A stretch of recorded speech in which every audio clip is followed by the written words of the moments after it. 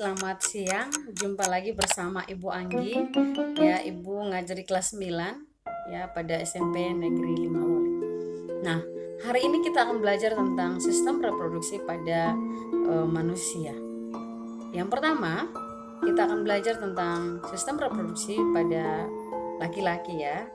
Nah, untuk poin yang akan kita pelajari yaitu yang pertama adalah struktur ya dan fungsi daripada sistem reproduksi pada anak laki-laki.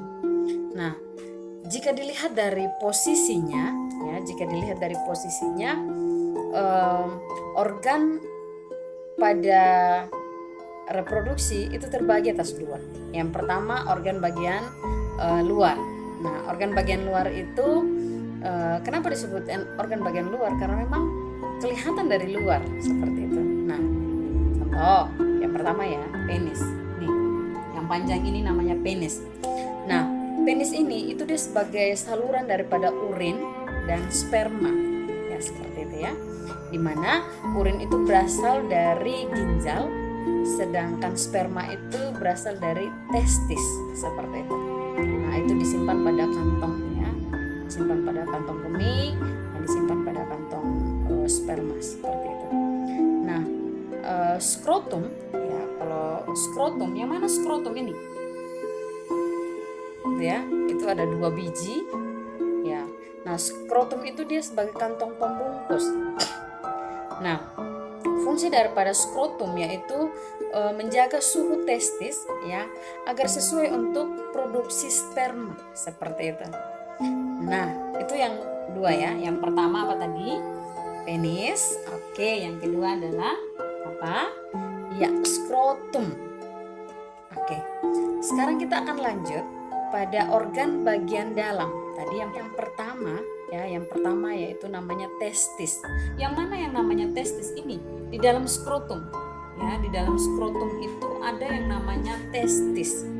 Di mana ya testis ini menghasilkan yang namanya sel sperma dan menghasilkan hormon.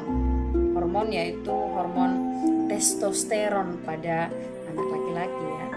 Nah, bicara tentang sel sperma, nah itu fungsi untuk apa? Membuahi sel telur yang menghasilkan apa? Gamet dan berkembang menjadi janin, seperti itu. Nah, untuk hormon testosteron dia adalah senyawa yang dapat merangsang ya perubahan fisik pada anak laki-laki. Contoh, tumbuh apa ya?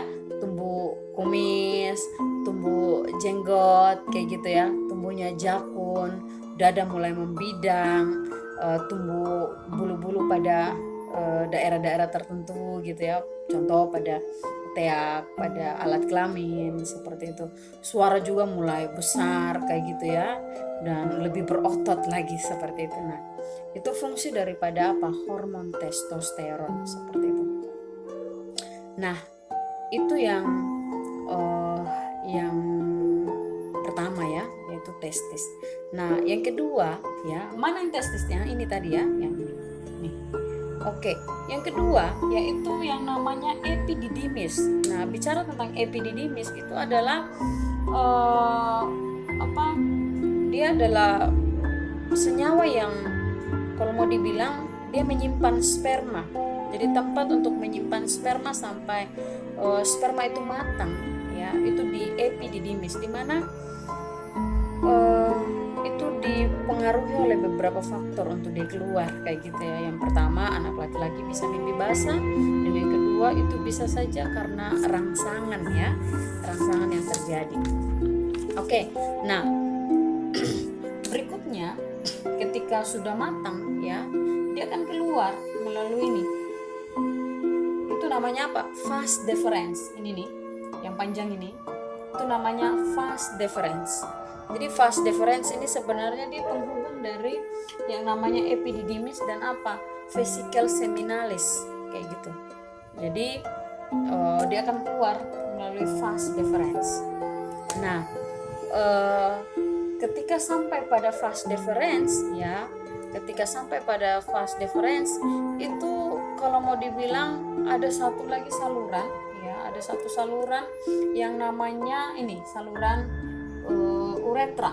Nih, saluran uretra, di mana saluran uretra tersebut itu sebagai saluran keluarnya urin dan keluarnya sperma seperti itu. Nah,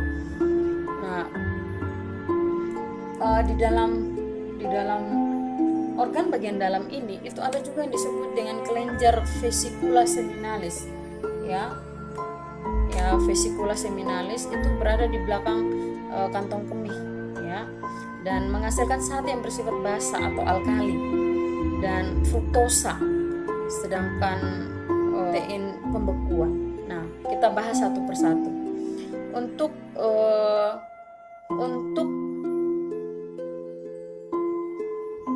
menghasilkan zat yang bersifat basa itu kalau macam anak-anak pelajari di pelajaran kimia, asam dan basa, ya.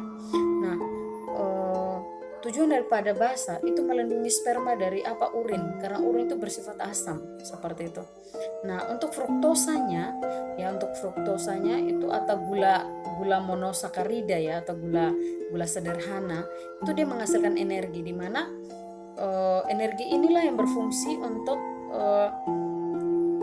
menggerakkan lebih aktif sel sperma yang dihasilkan seperti itu.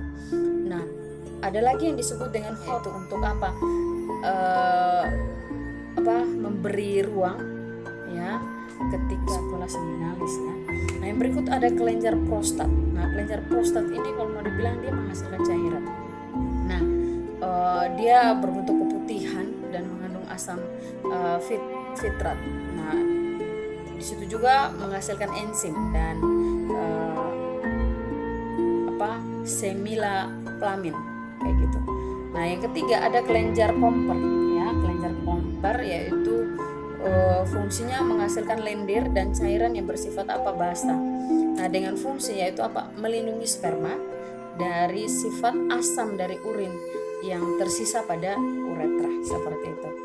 Nah, ketika sudah keluar, ingat baik-baik, sperma dan urin itu tidak keluar bersamaan. Ya, yang kedua kita akan belajar tentang spermatogenesis. Nah, spermatogenesis itu merupakan proses pembentukan dan pematangan sperma.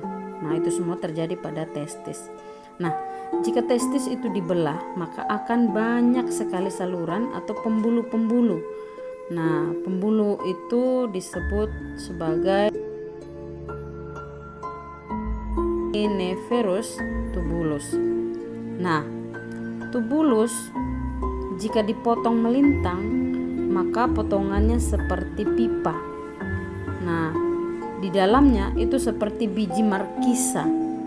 Ini merupakan sel-sel yang nantinya akan berkembang menjadi sel sperma.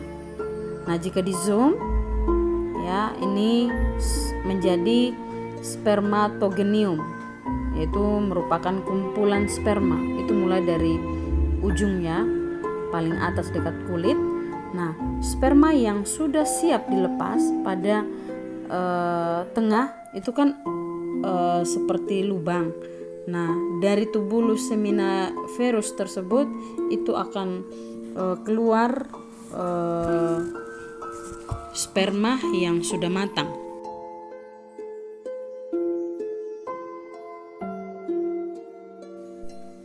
Oke, adapun sel yang berkembang, ya, menjadi sel sperma itu dia dapat kita lihat pada gambar yang di samping kanan.